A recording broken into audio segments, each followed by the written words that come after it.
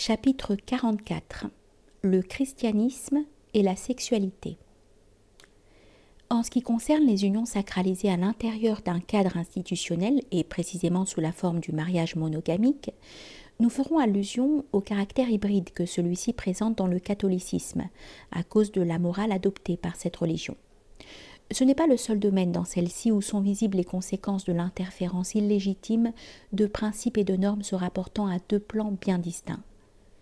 Les religions traditionnelles d'inspiration créationniste ont toujours reconnu deux lois. L'une concerne l'existence dans le monde, conçue comme une œuvre divine, chose voulue et conservée dans son existence par le Dieu créateur, par la divinité sous son aspect créateur et conservateur, Brahma et Vishnu. Et cette loi ne consiste pas dans la négation, mais dans la sacralisation de la vie dans le monde. La seconde loi concerne en revanche la petite minorité de ceux qui ont une vocation ascétique, auquel est indiquée la voie du détachement, de la transcendance, voie de Shiva. À la différence du judaïsme antique, le catholicisme a confondu les deux ordres et a introduit des valeurs ascétiques dans le domaine de l'existence ordinaire. Et l'une des conséquences de cet état de fait a été une condamnation de la sexualité et même une véritable haine théologique du sexe. Pourtant, la distinction qu'on a rappelée est encore suffisamment mise en relief dans les évangiles. On lit dans Luc, ouvrez les guillemets, « Les fils de ce monde-ci prennent femme ou mari, mais ceux qui auront été jugés dignes d'avoir part à ce monde-là et à la résurrection d'entre les morts ne prennent ni femme ni mari. Aussi bien ne peuvent-ils plus mourir, car ils sont pareils aux anges. » Fermez les guillemets. Et il est dit dans Matthieu, ouvrez les guillemets, « Il y a en effet des eunuques qui sont nés ainsi du sein de leur mère. Il y a des eunuques qui le sont devenus par l'action des hommes, et il y a des eunuques qui se sont eux-mêmes rendus tels à cause du royaume des cieux. » Fermez les guillemets. L'évangéliste ajoute, ouvrez les guillemets, « Qui peut comprendre qu'ils comprennent ?» Fermez les guillemets. Mais l'allusion aux eunuques est assez malheureuse, puisqu'il s'agit plutôt en fait de la réalisation de la virilité sous une forme supérieure, absolue. Chez Matthieu toujours, on trouve des paroles qui pourraient même nous renvoyer au thème de l'androgyne, car on lit en effet, ouvrez les guillemets, « N'avez-vous pas lu que le Créateur, dès l'origine, les fit hommes et femmes, et qu'il a dit « Ainsi donc l'homme quittera son père et sa mère pour s'attacher à sa femme, et les deux ne feront qu'une seule chair. Ainsi ils ne sont plus deux, mais une seule chair. Eh bien, ce que Dieu a uni, l'homme ne doit point le séparer. » Fermez les guillemets. En toute rigueur de terme, ces paroles permettraient donc de concevoir l'union des sexes comme une œuvre de réintégration androgyne, et c'est ainsi qu'elle la justifierait.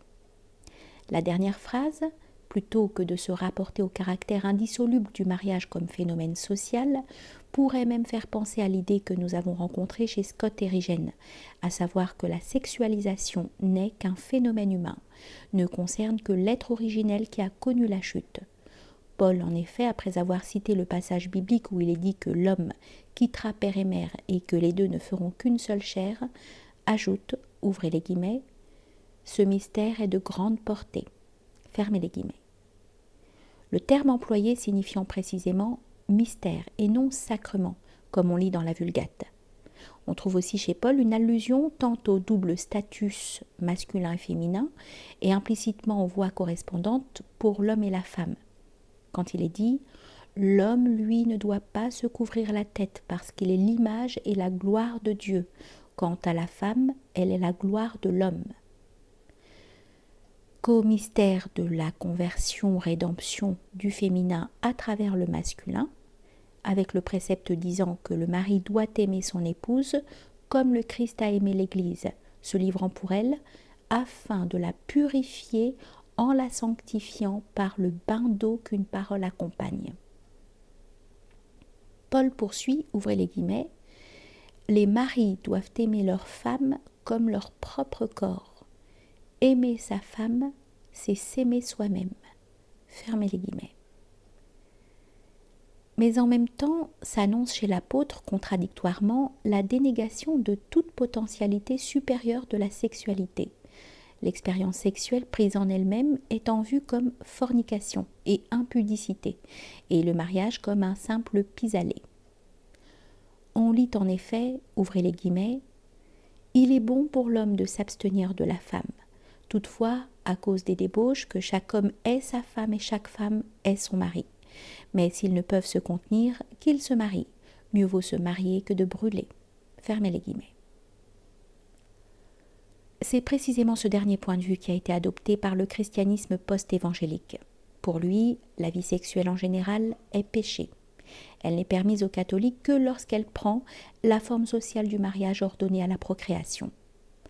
On sait pourtant que le mariage comme sacrement régulier, et non comme bénédiction générique des époux, n'est apparu que tardivement au sein du christianisme, vers le XIIe siècle, et que l'imposition du rite religieux pour tout mariage qui ne veuille pas être considéré à l'égal d'un concubinage est encore plus récente puisqu'elle remonte au Concile de Trente. Cet aspect sacramentel n'est pas seulement tardif, il a au fond une finalité moins spirituelle que simplement séculière.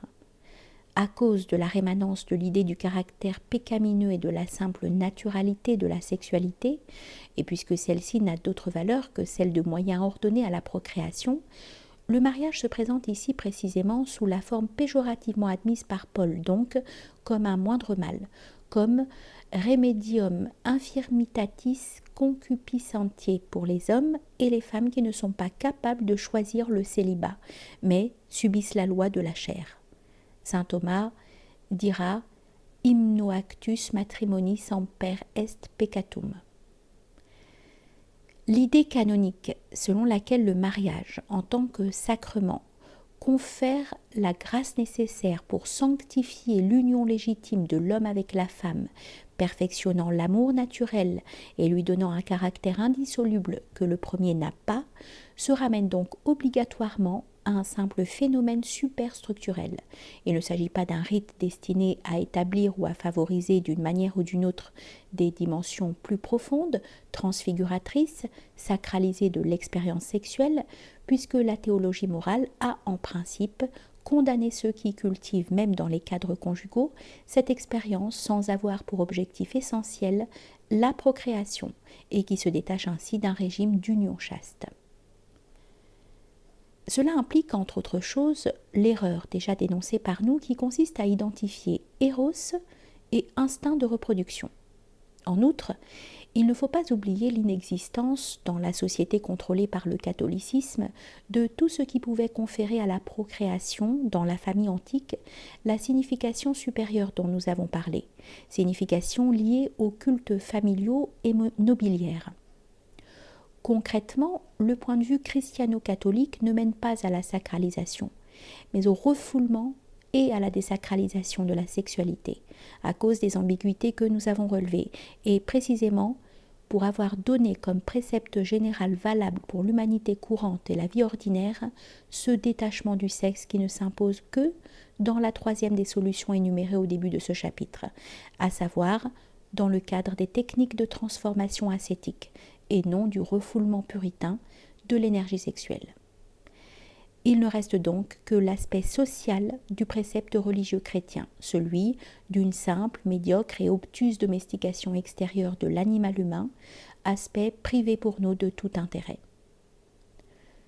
Ce n'est que dans le cadre de l'aggiornamento, en marge du Concile Vatican II, que le point de vue de l'Église s'est quelque peu modifié et qu'on a accordé une certaine importance à l'union sexuelle dans le mariage, tout en conservant cependant la même relation avec la procréation. La norme du célibat sacerdotal dans le catholicisme dérive elle aussi d'une confusion analogue. On a confondu le type du prêtre, clergé séculier, avec celui de l'ascète, qu'est le moine, auquel il n'est pas dit du tout qu'ils doivent s'identifier et auquel, de fait, il ne s'est aucunement identifié dans de nombreuses civilisations traditionnelles. Souvent, celles-ci ont connu de longues dynasties sacerdotales, la continuité du sang servant de support naturel et de véhicule à la continuité de l'influence surnaturelle sacralisante transmise tout au long des générations d'une même lignée. Quant au présupposé normal d'une loi destinée à celui qui vit dans le monde et non à l'ascète, il ne saurait guère différer de celui exprimé par des maximes comme celle-ci, due à Ibn Hatta. Ouvrez les guillemets. Les hommes de dévotion et d'austérité abhorrent toute chose parce qu'ils sont absents de Dieu. S'ils le voyaient en toute chose, ils ne détesteraient rien au monde. Fermez les guillemets. Dans l'ensemble de l'histoire du christianisme, seuls des courants nettement hétérodoxes et condamnés, ou bien certains cas sporadiques, ont adopté une autre attitude face à la sexualité.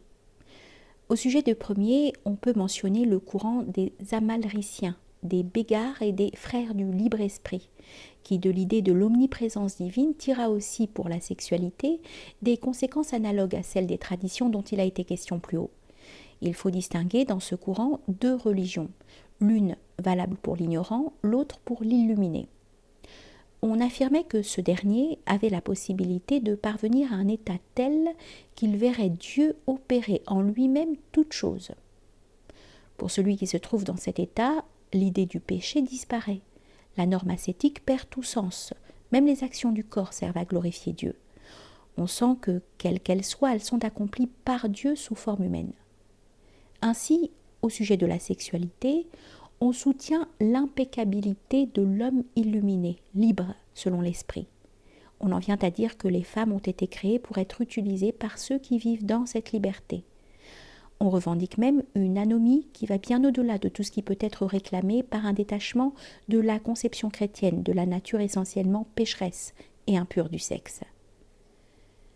Puisque cette anomie débouche sur l'abolition complète de toute limite. On en peut juger par cette proposition imputée à certains adeptes du courant en question, Cod talis liber reditur impeccabilis, et si natura inclinaret ad actum venerum, potest licit ipsem perficer cum sorore vel matre et in cocunque loco sicut altari. Pardon pour la prononciation. Mais il faut distinguer ici entre ce qui fut effectivement professé en secret par ces illuminés et ce qui leur fut malignement attribué par leurs adversaires et par l'orthodoxie, car ce que l'on sait à ce propos autorise à supposer qu'il s'est agi surtout de positions doctrinales, donc de principes non nécessairement mis en pratique.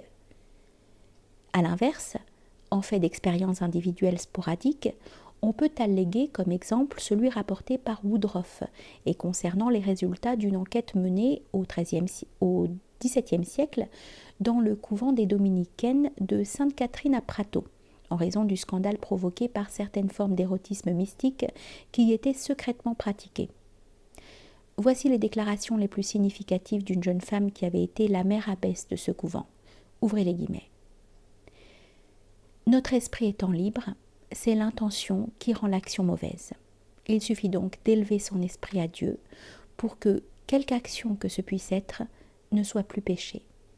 Fermez les guillemets. Être uni à Dieu, ajoute-t-elle, c'est être uni comme le sont l'homme et la femme.